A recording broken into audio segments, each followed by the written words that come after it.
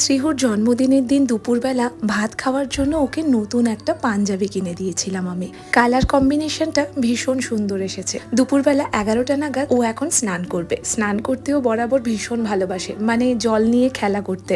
আজকে ও স্নানের জলে একটু ফুল দিয়ে দিয়েছিলাম, দেখতে ভীষণ সুন্দর লাগছিল। এরপর ওকে সুন্দর করে সাজিয়ে দিয়েছি ওর নতুন পাঞ্জাবি, সাথে টুকটাক কিছু গয়না আর গলায় একটা সুন্দর জুঁই ফুলের মালা দিয়ে।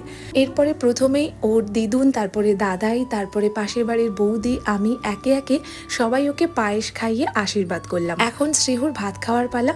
ভাত, সাথে রয়েছে আলু ভাজা, পটল ভাজা, বেগুন ভাজা, কাঁকরোল ভাজা, একটা বড়ি ভাজা, ডাল আর সাথে ঝোল।